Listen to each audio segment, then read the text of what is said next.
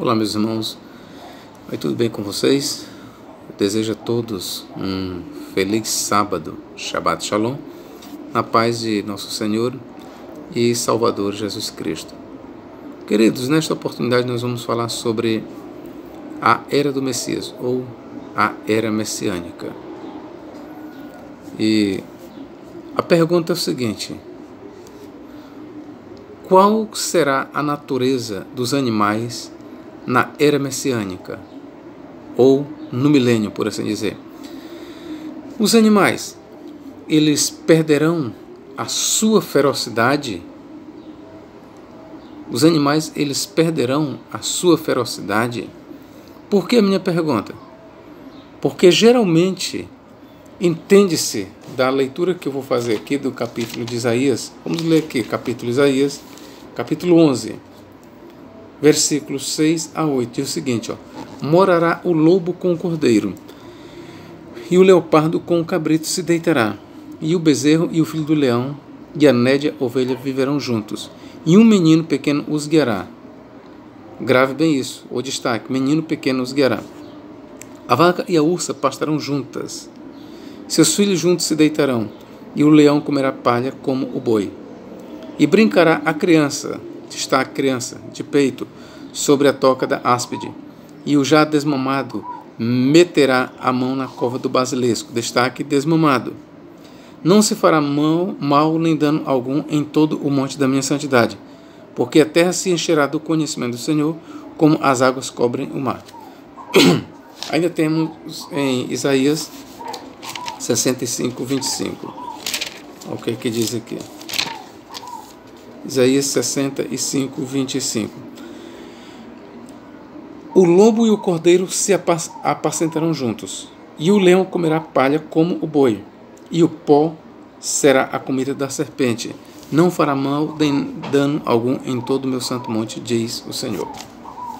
Queridos, a partir destas leituras, é comum a interpretação que diz que no reino do Messias, quando Cristo vier para reinar aqui na terra por 1000 anos, os animais perderão a sua ferocidade.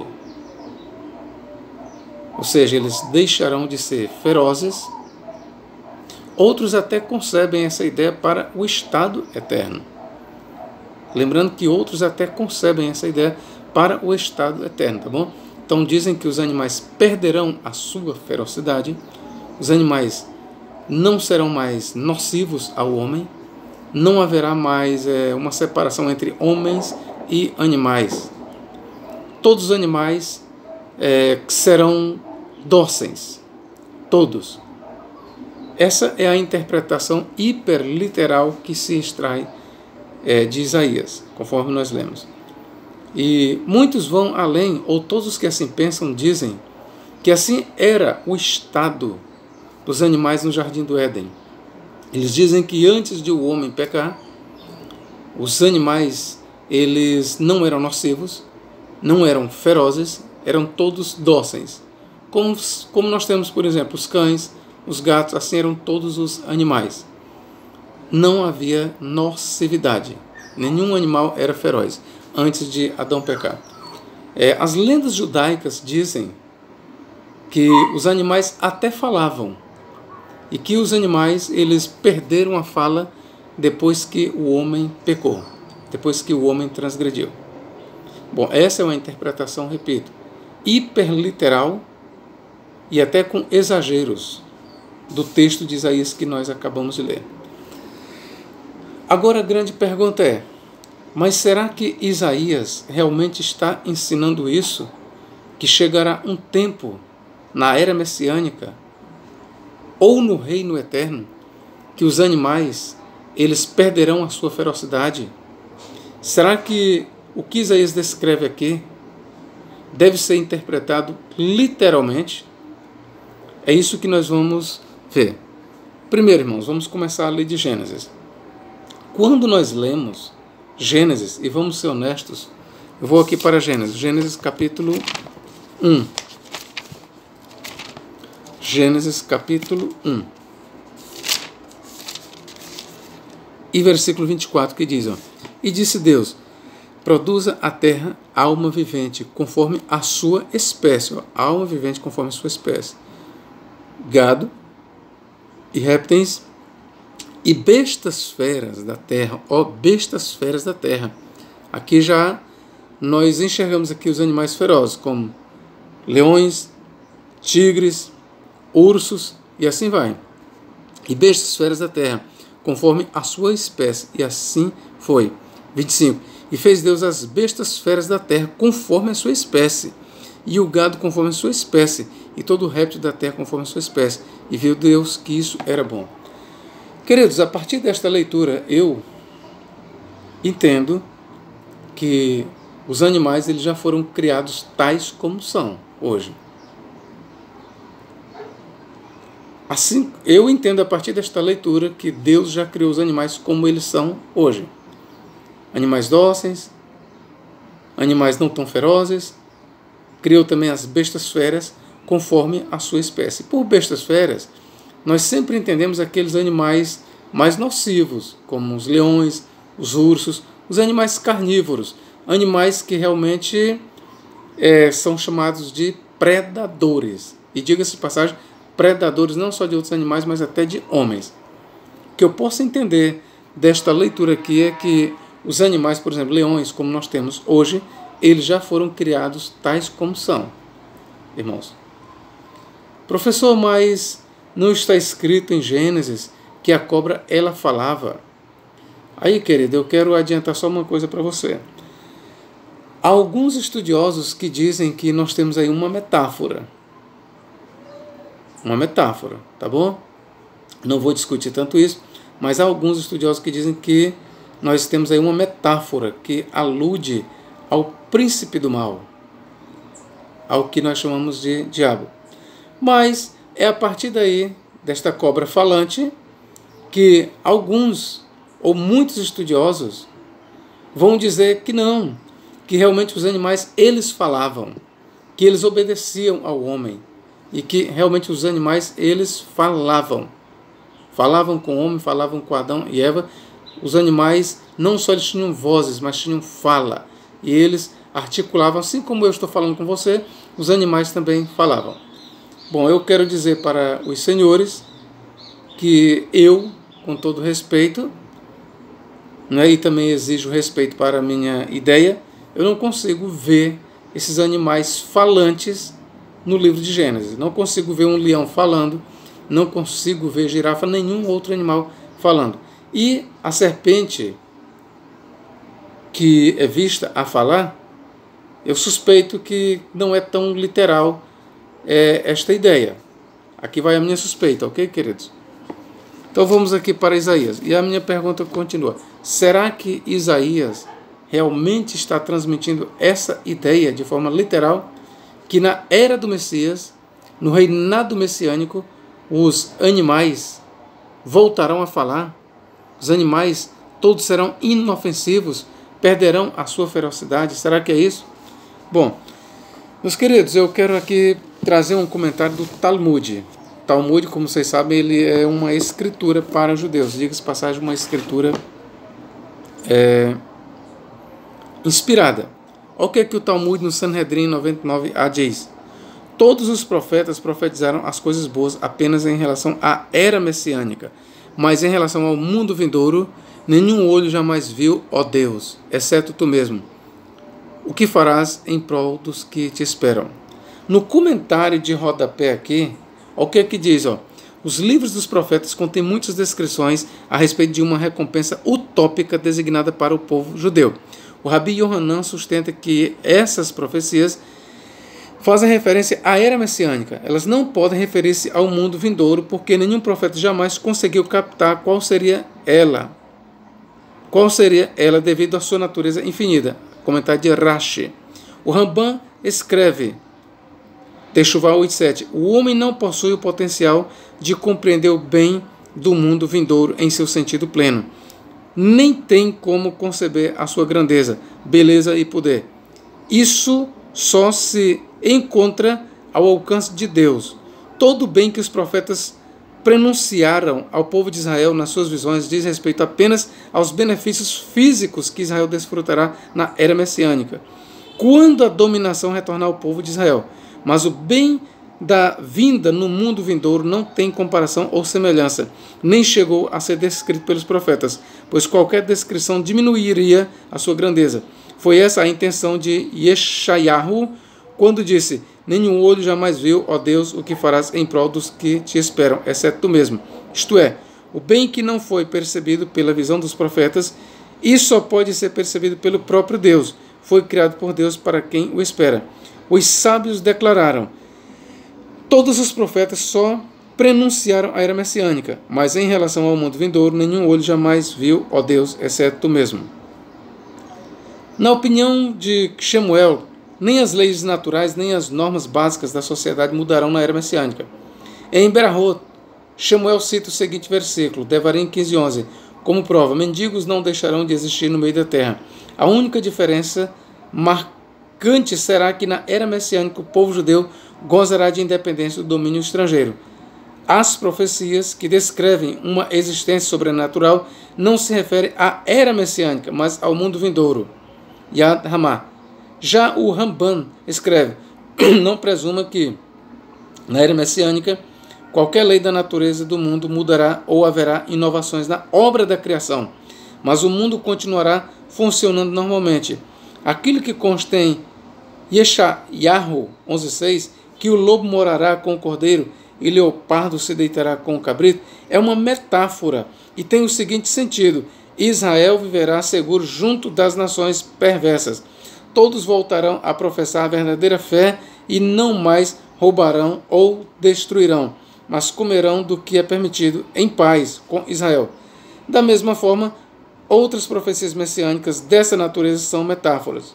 Os nossos sábios ensinaram: a única diferença entre a era atual e a era messiânica será a emancipação de nossa subjugação aos reinos estrangeiros.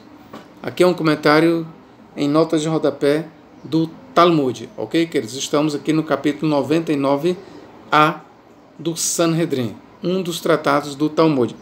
Como vocês viram aqui, pelo menos no Talmud, se concebe os capítulos que nós lemos em Isaías, que fala da era messiânica, como Isaías capítulo 11, versículos 6 a 8, Isaías 65, 25, como não sendo literal. Tá bom, queridos? Agora, se você quer saber a minha opinião, eu vou lhe dar a minha opinião. Porque eu, sinceramente, tenho dúvidas sobre a literalidade destes versículos. Confesso para vocês que eu sou inclinado a concordar com o Talmud neste ponto. Confesso. E vou lhes dizer por quê. Vamos ver bem aqui em Isaías capítulo 66. Olha o que se lê aqui. Se os animais na era messiânica perderão a ferocidade, não se fará nenhum dano no monte do Senhor. Em relação aos animais, eles não farão dano também aos homens, perderão a sua ferocidade. Aqui vai a minha pergunta com base no que eu vou ler. Isaías 66, versículo 20 e 21. E trarão todos os vossos irmãos, aqui está falando dos judeus, dentre todas as nações, por presente ao Senhor, sobre cavalos e em carros, e em liteiras, e sobre mulas, e sobre dromedários, ao meu santo monte, a Jerusalém, diz o Senhor, como quando os filhos de Israel trazem as suas ofertas em vasos limpos à casa do Senhor. E também deles, ou seja, dentre os judeus, tomarei alguns para sacerdotes e para levitas, diz o Senhor. Porque como os céus novos e a terra nova que hei de fazer estarão diante da minha face, diz o Senhor, assim há de estar a vossa posteridade e o vosso nome. E será que de uma festa da lua nova até a outra, e desde um sábado até o outro, virá toda a carne a adorar perante mim, diz o Senhor. Ok, meus queridos. Professor, o que tem a ver? Veja que aqui no versículo 21, se faz menção a uma coisa aqui, ó. E também deles tomarei alguns para sacerdotes e para levitas. E aqui nós estamos no reino messiânico, queridos. Veja que eu estou aqui trabalhando a questão judaica. Eu não estou aqui no campo cristão, e sim no campo judaico. Bom, de acordo com a escatologia judaica, estamos aqui na era messiânica. O profeta Yeshayahu, ou Isaías, está descrevendo isso. Mas me chama a atenção isso aqui: já que os animais perderão a sua ferocidade, não se fará mal nenhum, haverá total paz entre homens e animais. A pergunta é: e também deles, dentre os judeus, tomarei alguns para sacerdotes e para levitas. Ora, meus irmãos, pressupõe-se que onde há sacerdotes, vai haver ofertas de animais. Onde há levitas, vai haver serviço no templo. Onde há sacerdotes e há levitas, vai haver um templo. Porque é essa a ideia de Isaías. Por que a existência de sacerdotes? E por que a existência de levitas na era messiânica? Porque vai haver templo. Se vai haver templo, e vai haver sacerdotes, e vai haver levitas, vai haver os serviços sagrados. E não só os serviços sagrados, queridos. Toda a Torá, ela vai ser restaurada na era messiânica. Esse é o discurso dos judeus. Agora, aqui me chama a atenção: se vai haver sacerdotes e vai haver levitas, para que sacerdotes? Para que levitas? Quem é que ofereciam os sacrifícios? Eram os sacerdotes. Sacrifício de quê? De animais. Então aqui está claro, está subentendido pela existência de sacerdotes e levitas na era messiânica, está subentendido aqui que haverá sacrifícios de animais. Como professor, exatamente na era messiânica vai haver templo, vai haver o serviço sagrado, vai haver levitas e sacerdotes. E a existência de levitas e sacerdotes, ou de sacerdotes e levitas, pressupõe a morte de animais. Agora aqui é onde entra a minha pergunta: se os animais perderão a sua ferocidade, haverá uma total união entre os homens e os animais, não seria uma maldade dos homens matarem os animais para prestarem sacrifícios a Deus? Reflita comigo. Se nós devemos entender literalmente o que Isaías descreveu, Isaías capítulo 11, versos 6 a 8, Isaías 65, 25, se isso deve ser entendido literalmente, que os animais brincarão com as crianças, leão com boi, com áspide, aquele negócio todo. Se haverá uma total harmonia entre os animais, de forma literal, como se explicar, e aqui está subentendido, que animais serão sacrificados ou voltarão a ser sacrificados na era messiânica? Vou ler para você aqui mais uma vez, Isaías 66, 21. E também deles, dentre os judeus, desterrados, que estão retornando para Jerusalém, tomarei alguns para sacerdotes e para levitas, diz o Senhor. Ora, meus irmãos, isso aqui pressupõe a oferta de sacrifícios. Pressupõe, assim, a presença de levitas e sacerdotes, ou sacerdotes e levitas, logo pressupõe que animais serão sacrificados. Assim também a presença das festas da lua nova e dos sábados pressupõe também a oferta de animais. Eu vou ler aqui para você. E será que desde uma festa da lua nova até a outra, e desde um sábado até o outro, virá toda a carne adorar perante mim, diz o Senhor. Ora, nós sabemos que na festa da lua nova e nos Shabbats havia a oferta de animais. E eu quero dizer para vocês que, de acordo com a teologia de Isaías, que era uma teologia judaica, a presença de sacerdotes e levitas implicava na oferta de animais. Assim também as festas da lua nova e os sábados implicava na oferta de animais, conforme manda a Torá. O que a Torá diz aqui? Vamos ver se eu lembro aqui. Números, capítulo, ver se eu lembro aqui. Queridos, como é que se celebra o sábado? Como é que se celebra o sábado de acordo com o judaísmo? E de acordo com o que Isaías tem em mente, haverá sacerdotes, haverá levitas, haverá também as festas da lua nova e os sábados, na era messiânica. Então, como é que era celebrado as festas da lua nova e como é que eram celebrados os sábados? O que é que Isaías pensava nisso? O que a resposta está em Números. Como é que se celebrava as festas da lua nova e os sábados? Números 28 diz o seguinte, Números 28. Eu vou ler bem aqui para os senhores. Versículos 9 e 10. Porém, no dia de sábado, 2 cordeiros de 1 ano, 2 cordeiros de 1 ano sem macho, e 2 décimas de flor de farinha misturada com azeite em oferta de manjares com a sua libação. Holocausto é do sábado, em cada sábado, além do holocausto contínuo e a sua libação. Agora vai entrar aqui as festas de lua nova. E no princípio dos vossos meses oferecereis em holocausto ao Senhor 2 bezerros, 2 bezerros e 1 carneiro, 7 cordeiros de 1 ano sem mancha. Está aqui. A celebração dos sábados na era messiânica e as festas da lua nova implica na oferta de sacrifícios, de cordeiros, de bois, de vacas, de animais. Isso significa derramamento de sangue. Isso me leva a crer o seguinte, que Isaías estava falando ali não de forma literal. E eu concordo com o Talmud e concordo com o Rashi, com a nota de rodapé do Talmud, que diz que ali nós temos uma metáfora. O que é que Isaías tem em mente quando ele fala aqui? Vou voltar aqui. Isaías capítulo 11, versículos 6 a 8. O que é que Isaías está descrevendo? Ora, esses animais aqui, eles representam as nações. Eu vou ler aqui para você. E morará o lobo com o cordeiro. O lobo aqui seria um símbolo dos gentios, o cordeiro da nação de Israel. E o leopardo com o cabrito, leopardo, gentios, cabrito, o povo santo de Israel se deitará.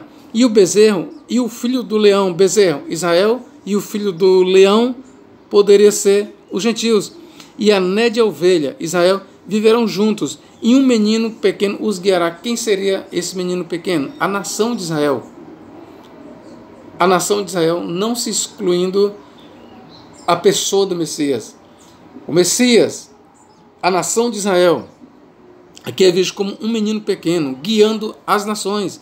E as nações aqui são pintadas como lobo, como leopardo, como leão. A vaca e a ursa. A vaca, veja, vaca era animal que se sacrificava. A vaca aqui, povo de Israel. A ursa, povo gentílico, pastarão juntas. Seus filhos juntos se deitarão, e o leão comerá palha com o boi. Leão, gentil, boi, Israel. Esses animais aqui, meus irmãos, representam a união perfeita desses animais. Veja que nós temos aqui animais ferozes e animais não ferozes. Os animais ferozes representam as nações gentílicas. Os animais não ferozes representam a nação de Israel. O que o profeta está dizendo aqui é que na era messiânica haverá uma total paz entre Israel e as nações. E um menino, aqui diz, e um menino pequeno os guiará. Esse menino pequeno é a nação de Israel, que aqui é visto como cabeça das nações. A vaca e a ursa, ou a vaca e a ursa pastarão juntas. Vaca, Israel, e a ursa, gentios, pastarão juntas. Seus filhos juntos se deitarão, e o leão comerá palha com o boi. Leão, gentil, boi, Israel. E brincará a criança de peito, Israel. E brincará a criança de peito sobre a toca da áspide. Áspide é um animal venenoso. Aqui são gentios.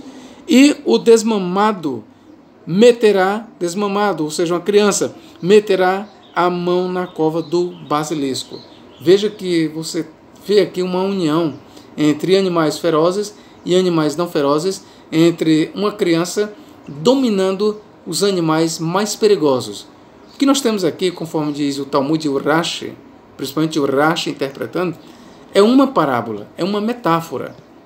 Essa metáfora que ela está falando não só da união entre Israel e as nações, como está mostrando que Israel, na era messiânica, dominará as nações, assim como uma criança de peito domina os animais mais ferozes. Versículo 9, para concluir, 11:9. Não se fará mal nem dano algum em todo o monte da minha santidade, porque a terra se encherá do conhecimento do Senhor, como as águas cobrem o mar. Eu sigo essa interpretação, meus irmãos. Tudo bem se você segue de forma literal, é um direito seu. Eu também já acreditei dessa forma, mas acreditem no que eu estou te dizendo. Antes de eu comprar os volumes do Talmud, antes de eu adquirir o Talmud, acredite no que eu estou lhe dizendo, eu comecei a ver esse texto de Isaías como metafórico. Eu comecei a suspeitar que não é literal isso que Isaías está falando. Eu posso estar equivocado?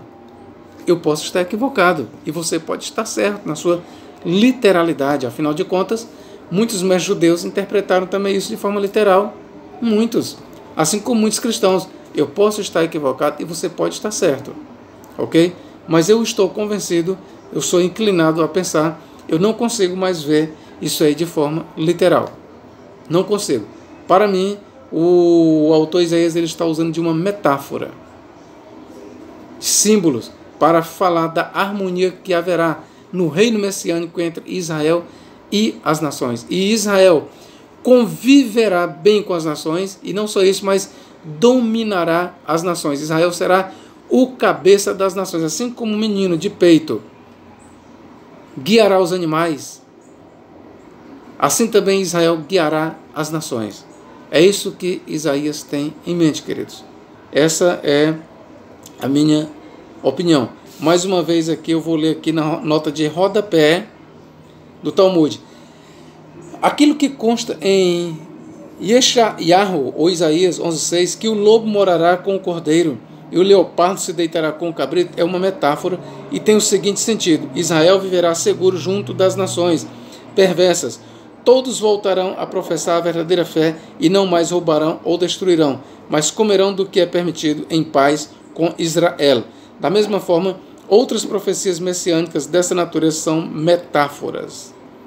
E eu concordo com esta avaliação de nota de rodapé do Talmud. Como eu estou falando para vocês, antes de eu chegar a ler o que eu estou lendo, digo, eu tomo Deus como testemunha. Eu cheguei a essa mesma conclusão que os sábios judeus chegaram. Não vi um comentário nenhum antes, mas cheguei a essa conclusão. Não sei por que eu cheguei. E aí, de repente, eu me deparo aqui com um comentário talmúdico sobre isso. Queridos, mas você fique à vontade para escolher a sua interpretação. Eu não consigo mais ver de forma literal Isaías, pelo seguinte motivo que eu lhe mostrei. Porque na era messiânica, já que os animais perderão a sua ferocidade, perderão a sua nocividade, todos serão como gatos, mais ainda mais mansos, e falarão os animais, até voltarão a falar, conforme lendas judaicas. Muitos acreditam que os animais falavam no Jardim do Éden e que perderam essa habilidade e se tornaram ferozes depois que Adão pecou. Depois que Adão pecou, os animais deixaram de falar e se tornaram ferozes. Mas isso voltará de novo na era messiânica. Depois que os justos ressuscitarem, depois que Cristo vier, se der a ressurreição dos santos, então os animais serão libertados do seu cativeiro. É assim que se interpreta as palavras de Paulo.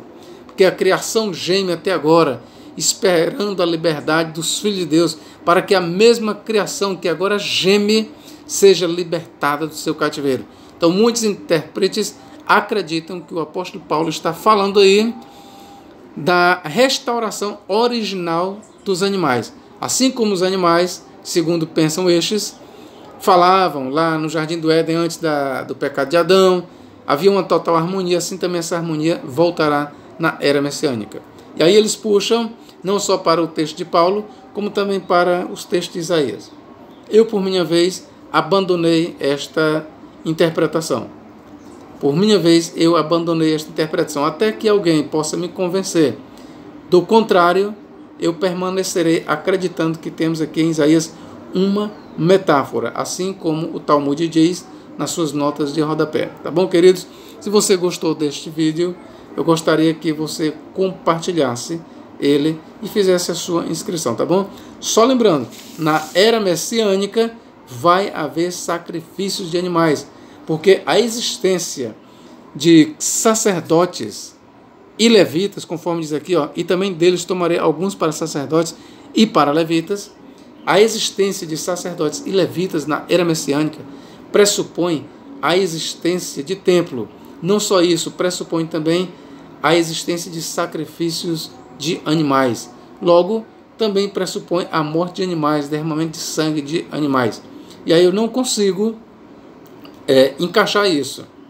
nesse pensamento que os animais se tornarão todos dóceis, perderão a sua ferocidade e aquele negócio todo. Eu não consigo encaixar. Na minha opinião, os animais, eles nunca foram isso que se pensa. Na minha opinião, os animais, originalmente falando, eles foram criados tais como existem hoje. Animais ferozes, animais não ferozes, animais mais ferozes, menos ferozes, animais caseiros, bestas feras. Na minha concepção, foi criado isso. Assim também como, por exemplo, os grandes monstros que nós temos no mar. Vou ler aqui para os senhores. Gênesis, os animais marinhos. Olha o que diz aqui. Vamos ver. E disse Deus, 1:20, e disse Deus, produzam as águas abundantemente répteis de alma vivente, e voem as aves sobre a face da expansão dos céus. Poderia, meus irmãos, os animais, depois do pecado, perder a sua habilidade de voar, né? Mas não perderam. E Deus criou as grandes baleias, animais da água, e todo réptil de alma vivente que as águas abundantemente produziram, conforme as suas espécies, e toda ave de asas, conforme a sua espécie, e viu Deus que era bom. E Deus os abençoou, dizendo, frutificai, multiplicai e enchei as águas nos mares. E as aves se multiplicaram na terra. E foi a tarde e a manhã, o dia 5º. E aí vem indo. Aí aqui o versículo 24. E disse Deus, produza a terra alma vivente conforme a sua espécie, gado e répteis e bestas feras da terra conforme a sua espécie. E assim foi. E fez Deus as bestas feras da terra conforme a sua espécie, e o gado conforme a sua espécie, e todo o réptil da terra conforme a sua espécie, e viu Deus que era bom. Então, queridos, para mim, a descrição que nós temos aqui dos animais é a mesma que nós podemos encontrar hoje. Ou seja, os animais, conforme nós os conhecemos hoje, eles foram criados. Tanto os animais terrestres, como os seres viventes das águas. Os tubarões, eles foram criados lá. Os animais, os predadores do fundo do mar, das águas, eles foram criados já como predadores. Nenhum passou a ser feroz depois da queda de Adão. Assim também nenhum animal passou a ser uma besta fera da terra depois da queda de Adão. Não. Os animais que eram bestas feras, eles foram criados assim com esta natureza de besta, de fera, antes mesmo de Adão ser criado. É isso que eu aprendo do Gênesis. Que Deus possa nos abençoar agora e para todo sempre. Tá bom, meu irmão? Que Deus te abençoe e me abençoe em nome de Jesus. Amém.